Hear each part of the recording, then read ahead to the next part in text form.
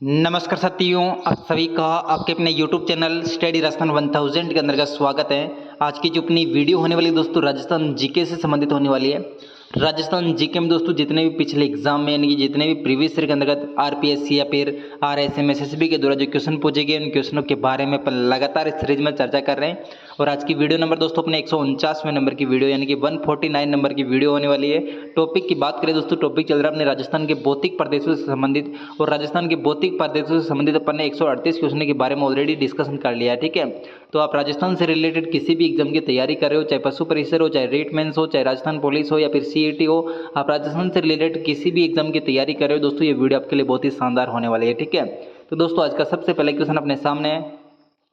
निम्न कथनों पर विचार कीजिए और सही उत्तर कोट से दीजिए। तो यहाँ पे दोस्तों कुछ कथन दे रखे नीचे, इन कथनों पर विचार करना और सही उत्तर कोट के माध्यम से देना। ठीक है, तो पहला कथन अपना दोस्तों, भोराट का पठार कुंभलगढ़ और राजसमंद के मध्य स्थित है। तो दोस्तों यहाँ पे जो भोराट का पठार है ये कुंभलगढ़ और गोगुंदा के बीच में स्थित है। ठीक है, कुंभलगढ़ राजसमंद और गोगुंदा उदयपुर के मध्य दोस्तों भोराट का पठार है, जो कि स्थानीय लोग दोस्तों इसको भोराट के पठार के नाम से जानते हैं। ठीक है, और दूसरा जो कथन है दोस्तों, पहला कथन तो अपना गलत हो गया। उत्खात स्थलाकृति चंबल बेसिन में मिलती है। तो उत्खात स्थलाकृति या जो बेडलैंड भूमि है ये दोस्तों बीहड़ प्रभावित क्षेत्र है, ये दोस्तों चंबल बेसिन में मिलता है। तो ये बात अपनी सही है दोस्तों, उत्खात भूमि कह सकते हैं या फिर मतलब बेडलैंड भूमि कह सकते हैं या फिर मतलब बीहड़ प्रभावित क्षेत्र कह सकते हैं, जो कि दोस्तों चंबल बेसिन से संबंधित है। ठीक है, और रघुनाथगढ़ उत्तरी अरावली की सर्वोच्च चोटी है। तो ये बात भी अपनी सही दोस्तों, रघुनाथगढ़ है जो कि दोस्तों उत्तरी अरावली की सबसे ऊंची चोटी है, जिसकी ऊंचाई दोस्तों 1055 मीटर। ठीक है, 1055 मीटर इसकी ऊंचाई है, जो कि दोस्तों रघुनाथगढ़ कौन से जिले में स्थित है? सीकर जिले में स्थित है। ठीक है, तो यहाँ पे पहला दूसरा और तीसरा ऑप्शन अपना सही है, पहला ऑप्शन अपना गलत है। ठीक है, तो दूसरा और तीसरा ऑप्शन केवल ए ऑप्शन में दिख रहा है, तो यहाँ पे अपना राइट आंसर क्या हो जाएगा? ए। नेक्स्ट देखिए, कुंभलगढ़ एवं गोगुंदा के बीच में विस्तृत पठार किस नाम से जाना जाता है? तो कुंभलगढ़ और गोगुंदा के बीच में जो विस्तृत पठार है दोस्तों, ये किस नाम से जाना जाता है? तो इसका अपना राइट आंसर हो जाएगा दोस्तों, ये जाना जाता है भोराट के पठार के नाम से। ठीक है, लसाड़िया के पठार की बात करें दोस्तों, लसाड़िया का जो पठार है उदयपुर में दोस्तों जो जयसमंद झील है, जयसमंद झील के थोड़ा सा आगे मतलब कि जो कटाफटा जो मतलब कि पठार है वो लसाड़िया का पठार कहलाता है। ठीक है, और गोगुंदा की बात करें दोस्तों, गोगुंदा ये उदयपुर के अंतर्गत स्थित है, जो कि मतलब कि गोगुंदा और जो कुंभलगढ़ है दोस्तों इनके बीच का जो पठार है ये दोस्तों भोराट का पठार कहलाता है। ठीक है, उड़िया का पठार दोस्तों राजस्थान का सबसे ऊंचा पठार है, जिसकी ऊंचाई कितनी दोस्तों? 1360 मीटर इसकी ऊंचाई। राजस्थान का सबसे ऊंचा पठार उड़िया का पठार है। ठीक है, अगर दोस्तों वीडियो पसंद आ रही तो वीडियो को लाइक कर दीजिएगा, चैनल को सब्सक्राइब कर दीजिएगा, ताकि मेरी प्रत्येक वीडियो आप तक समय पर पहुंच सके। नेक्स्ट है, निम्नलिखित में से कौन सा जिला भोराट पठारी प्रदेश में अवस्थित है? तो यहाँ पे दोस्तों भोराट जो पठारी प्रदेश है इसमें केवल दो जिले आते हैं, एक तो दोस्तों राजसमंद है, एक उदयपुर है। ठीक है, तो यहाँ पे दोस्तों राजसमंद ऑप्शन में नहीं है, तो यहाँ पे उदयपुर अपना राइट आंसर हो जाएगा। उदयपुर का कौन सा हिस्सा दोस्तों? गोगुंदा का जो हिस्सा है ये दोस्तों भोराट पठारी प्रदेश में आता है। ठीक है, नेक्स्ट देखिए, निम्नलिखित में से कौन सा दक्षिणी अरावली प्रदेश में अवस्थित नहीं है? तो इनमें से ऐसा कौन सा ऑप्शन है जो कि दोस्तों राजस्थान की जो अरावली प्रदेश है इसके दक्षिणी अरावली प्रदेश में अवस्थित नहीं है? ठीक है, तो उड़िया का जो पठार है दोस्तों दक्षिणी अरावली का सबसे ऊंचा पठार है, जिसकी ऊंचाई 1360 मीटर। और लसाड़िया का पठार दोस्तों उदयपुर में जो कि दक्षिण में आता है, जो कि जयसमंद झील के पास में दोस्तों कटापटा जो पठार है लसाड़िया का पठार कहलाता है। और शाहाबाद की उच्च भूमि, शाहाबाद की जो उच्च भूमि दोस्तों 12 जिले के अंतर्गत आती है। तो 12 जिला दोस्तों दक्षिणी अरावली से संबंधित नहीं होने वाला। ठीक है, तो दोस्तों अरावली के अंतर्गत टोटल 13 जिले आते हैं, उनमें दोस्तों जो 12 जिला है वो अरावली में नहीं आता है, और शाहाबाद की जो उच्च भूमि दोस्तों 12 के अंतर्गत आती है। ठीक है, बाकी जो भोराट का पठार है ये दोस्तों गोगुंदा और कुंभलगढ़ के बीच का पठार है, तो ये भी दोस्तों दक्षिणी अरावली का भाग हो जाएगा। लेकिन शाहाबाद की जो उच्च भूमि है जो कि दोस्तों अपने रामगढ़ जो मतलब कि पहाड़ी है, रामगढ़ पहाड़ी दोस्तों शाहबाज के अंतर्गत आती है, जो कि दोस्तों ये अरावली के अंतर्गत शामिल नहीं होती है। ठीक है, तो यहाँ पे अपना ऑप्शन नंबर बी सही हो जाएगा। नेक्स्ट देखिए, ऊपर माल क्या है दोस्तों? तो ऊपर माल की अपन बात करें दोस्तों, ऊपर माल क्या है? तो ये हो जाएगा दोस्तों चित्तौड़गढ़ और भीलवाड़ा का जो मध्य स्थित पठार है दोस्तों, ये ऊपर माल का पठार के नाम से जाना जाता है। ठीक है, तो ऊपर माल का जो पठार है दोस्तों इसको अपन मतलब दक्षिण जो लावा पठार है इसके नाम से भी जाना जाता है, या फिर हाड़ौती पठार का भाग भी अपन इसको कह सकते हैं ऊपर माल के पठार को। या फिर बाद में जो मतलब कि जो ऊपर माल का पठार जो कि हाड़ौती के नाम से भी जाना जाता है, और इसके बाद में थोड़ा सा आगे बढ़ने के बाद दोस्तों ये विंध्यन पठार के अंतर्गत शामिल हो जाता है। ठीक है, तो ये दोस्तों लावा पठार या फिर दोस्तों हाड़ौती का पठार के नाम से जाना जाता है, जो कि थोड़ा सा आगे जाने के बाद दोस्तों किस में शामिल हो जाता है, ये अपने कोटा के आसपास जो विंध्यन श्रेणी है दोस्तों इसमें शामिल हो जाता है। ठीक है, तो यहाँ पे अपना राइट आंसर क्या हो जाएगा, चित्तौड़गढ़ और भीलवाड़ा के मध्य स्थित पठार है। ऊपरमाल का पठार मिल जाता है, तो ऊपरमाल का पठार दोस्तों किस में मिल जाता है, तो विंध्यन जो पठार दोस्तों इसमें मिल जाता है। ठीक है, विंध्यन पठार में मिल जाता है। नेक्स्ट देखिए दोस्तों, ये जो ऊपरमाल का पठार है इसमें दोस्तों जो तिलस्मा महादेव है या जोगनिया माता है या फिर अपन इसकी मतलब जो भीमलत कह सकते हैं, जो कि दोस्तों सभी के सभी कहाँ पे ये ऊपरमाल के अंतर्गत आता है। ठीक है, बिजोलिया वाला जो क्षेत्र है ये ऊपरमाल के पठार के नाम से जाना जाता है, या फिर डाबी की जो मतलब कि खाने वगैरह माइंस वगैरह सभी की सभी ये ऊपरमाली पठार के अंतर्गत आता है। ठीक है, नेक्स्ट देखिए,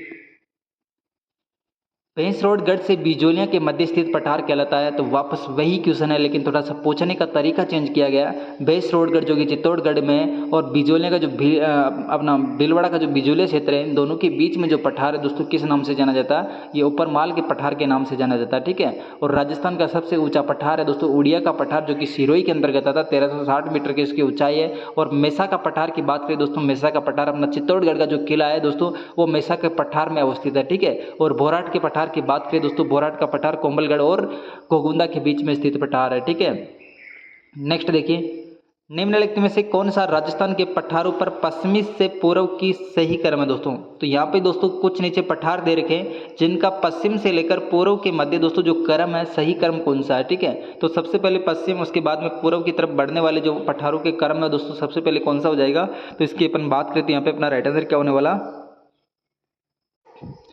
सबसे पश्चिम में जो पठार आता है वो पठार कौन सा दोस्तों, उड़िया का पठार है, लेकिन उड़िया का पठार अपने ऑप्शन में नहीं है, तो यहाँ पे दोस्तों उसके बाद में कौन सा पठार आएगा, बोराट का पठार है। ठीक है, बोराट का पठार है जो कि अपने उदयपुर और राजसमंद के मध्य स्थित आएगा। तो यहाँ पे बोराट का पठार दो ऑप्शन में दिख रहा है, तो पहला ऑप्शन दूसरा ऑप्शन तो कट हो गया। ठीक है, और उसके बाद में दोस्तों कौन सा पठार आएगा, तो यहाँ पे दोस्तों बोराट के बाद में पठार आएगा लसाड़िया का पठार, जो कि कहाँ पे है, उदयपुर के अंतर्गत जो जयसमंद झील है दोस्तों उसके आसपास का जो क्षेत्र है दोस्तों लसाड़िया का पठार कहलाता है। तो नंबर 1 में दोस्तों बोराट, उसके बाद में लसाड़िया, उसके बाद में दोस्तों ऊपरमाल है और फिर हाड़ौती का पठार है। ठीक है, तो यहाँ पे अपना राइट आंसर क्या हो जाएगा, डी ऑप्शन। नेक्स्ट देखिए, निम्नलिखित में से कौन सा पठार अरावली पर्वत से संबंधित नहीं है, तो इनमें से ऐसा कौन सा पठार है जो कि अरावली पर्वत से संबंधित नहीं है। बोराट का पठार दोस्तों उदयपुर से संबंधित है, जो कि उदयपुर दोस्तों अरावली का क्षेत्र है। लसाड़िया का पठार दोस्तों ये भी उदयपुर से संबंधित, जो कि अरावली से संबंधित है। उड़िया का पठार दोस्तों ये भी मतलब कि अपने सिरोही से संबंधित, जो कि सिरोही दोस्तों अरावली से संबंधित है। और बाकी हाड़ौती की बात करें दोस्तों, हाड़ौती ये दोस्तों विंध्यन श्रेणी के अंतर्गत आता है, तो ये अपना ऑप्शन गलत होने वाला है। ठीक है, हाड़ौती का पठार लावा का पठार या फिर दोस्तों विंध्यन श्रेणी में शामिल हो जाता है, तो ये ऑप्शन अपना गलत हो जाएगा। नेक्स्ट देखिए,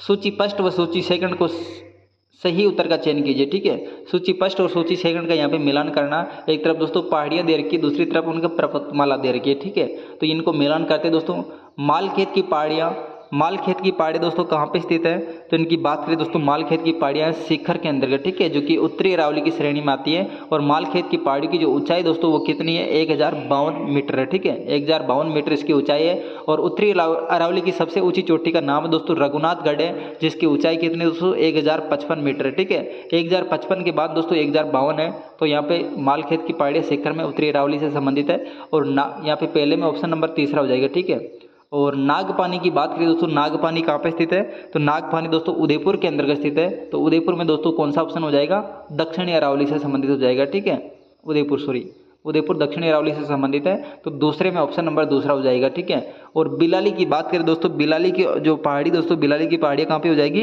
अलवर के अंतर्गत। ठीक है, बिलाली की पहाड़ियाँ कहाँ दोस्तों, अलवर के अंतर्गत है, जो कि उत्तरी अरावली से संबंधित है। और बिलाली की जो पहाड़ियाँ दोस्तों, इनकी ऊंचाई कितनी है, इनकी ऊंचाई दोस्तों बिलाली की पहाड़ियों की 775 मीटर। ठीक है, 775 मीटर इसकी ऊंचाई है बिलाली की पहाड़ियों की।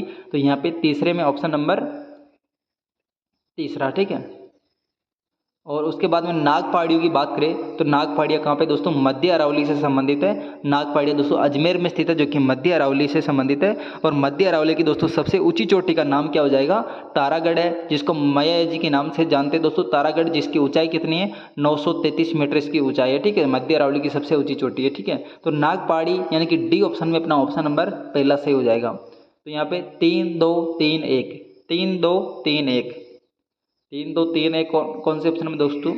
3-2-3-1 अपना बी ऑप्शन में सही दिख रहा है, ठीक है, 3-2-3-1। निम्नलिखित में से कौन सा स्थलाकृति अवस्थित सही सुमेलित नहीं है? तो यहाँ पे दोस्तों एक तरफ स्थलाकृति दे रखी है, दूसरी तरफ उनकी अवस्थिति दे रखी है, यानी कि सही अवस्थिति कौन से ऑप्शन में नहीं है, ठीक है।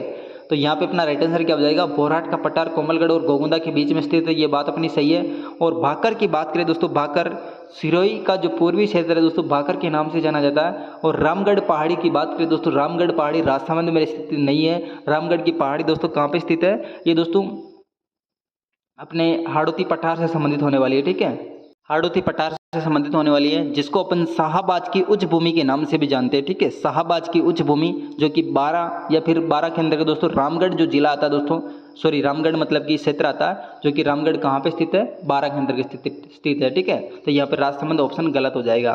बाकी गिरवा दोस्तों उदयपुर से संबंधित है। गिरवा के उदयपुर के चारों ओर जो पहाड़ियाँ दोस्तों तसरी नुमा पहाड़ियाँ, जिसको अपन गिरवा के नाम से जानते हैं, ठीक है। नेक्स्ट देखिए, समुद्र तल से दोषी पहाड़ी की अनुमानित ऊंचाई कितनी है दोस्तों? तो ये दोस्तों ऐसा क्वेश्चन पूछा जा चुका है। दोषी पहाड़ी आपने कहीं नाम नहीं सुना होगा, लेकिन दोस्तों ये क्वेश्चन पूछा जा चुका कांस्टेबल एग्जाम के अंतर्गत 2020 में, ठीक है। तो यहाँ पे दोस्तों दोषी पहाड़ी कहाँ पे स्थित है और इनकी अनुमान जो ऊंचाई है दोस्तों, अनुमानित ऊंचाई कितनी हो जाएगी? तो इसकी बात करें दोस्तों, दोषी पहाड़ी सबसे पहले तो झुंझुनू की जो सीमा है दोस्तों हरियाणा के साथ में लगती है, वहाँ पे दोस्तों ये पहाड़ी स्थित है, ठीक है। झुंझुनू और हरियाणा के बीच की जो सीमा दोस्तों, इनके मध्य दोस्तों दोषी पहाड़ी है। और ये दोस्तों एक मतलब कि सुप्त ज्वालामुखी से उत्पन्न हुई पहाड़ी है, ठीक है। और ये दोस्तों महाभारत और पुराण में भी उल्लेखित है। इस पहाड़ी का नाम दोषी पहाड़ी का दोस्तों महाभारत और पुराण में भी दोस्तों इसका उल्लेख है, जिसकी वजह से दोस्तों ये क्वेश्चन इंपॉर्टेंट हो जाता है और कांस्टेबल की एग्जाम में पूछा गया है। और यहाँ पे दोस्तों जो एक ऋषि का नाम है च्यवन ऋषि, ठीक है, च्यवन ऋषि है, जो ऋषि है, जो कि दोस्तों इसके लिए प्रसिद्ध है, दोषी पहाड़ी के लिए, ठीक है। और इसकी जो ऊंचाई दोस्तों, ऊंचाई कितनी हो जाएगी? 740 मीटर इसकी ऊंचाई है। तो ऑप्शन नंबर अपना डी सही हो जाएगा, जो कि पुराण और दोस्तों महाभारत में इसका उल्लेख है।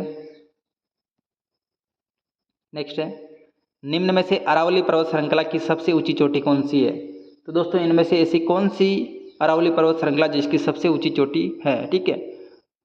अरावली पर्वतमाला की सबसे ऊंची चोटी कौन सी दोस्तों? गुरु शिखर, जिसकी ऊंचाई कितनी है? 1722 मीटर। लेकिन कहीं ना कहीं आपको 1727 मीटर भी देखने को मिल जाएगा, जो कि दोस्तों इसकी मंदिर सहित ऊंचाई है। और उसके बाद में दोस्तों जरगा है, यहाँ पे ऑप्शन थोड़ा सा गलत दे रखा, जरगा है, ठीक है, जरगा की जो ऊंचाई दोस्तों, जरगा की ऊंचाई कितनी है? जरगा की ऊंचाई दोस्तों 1431 मीटर है, ठीक है। और दूसरे नंबर की जो ऊंची चोटी दोस्तों, दूसरे नंबर की सबसे ऊंची चोटी कौन सी दोस्तों? शेर है। शेर की ऊंचाई कितनी दोस्तों? 1597 मीटर है, ठीक है। और तीसरे नंबर की जो ऊंची चोटी दोस्तों, ये मतलब कि जरगा है, जो कि चौथे नंबर पे आती है, ठीक है। और तीसरे नंबर की जो ऊंची चोटी दोस्तों दिलवाड़ा है, दिलवाड़ा, ठीक है। दिलवाड़ा की जो ऊंचाई दोस्तों, दिलवाड़ा की ऊंचाई कितनी है? 1442 मीटर, ठीक है। सबसे पहले गुरु शिखर, जिसकी ऊंचाई 1722। और दूसरे नंबर की शेर, जिसकी ऊंचाई 1597। और तीसरे नंबर की दोस्तों दिलवाड़ा, जिसकी ऊंचाई 1442 मीटर। और चौथे नंबर की दोस्तों जरगा है, जिसकी ऊंचाई 1431 मीटर, ठीक है। नेक्स्ट देखिए, बर या फिर बार दर्रा अवस्थित है। तो बर या बार दर्रा दोस्तों कहाँ पे अवस्थित है? तो दोस्तों इसका अपना राइट आंसर क्या हो जाएगा? बर या बार दर्रा अवस्थित है, ये मध्य अरवली के अंदर के स्थित है, ठीक है। मध्य अरवली यानी कि अजमेर के अंदर के दोस्तों अभी वर्तमान में नया जिला बन गया ब्यावर, ठीक है। ब्यावर के अंदर के दोस्तों एक दर्रा है, जो कि दोस्तों बर या बार के नाम से जाना जाता है।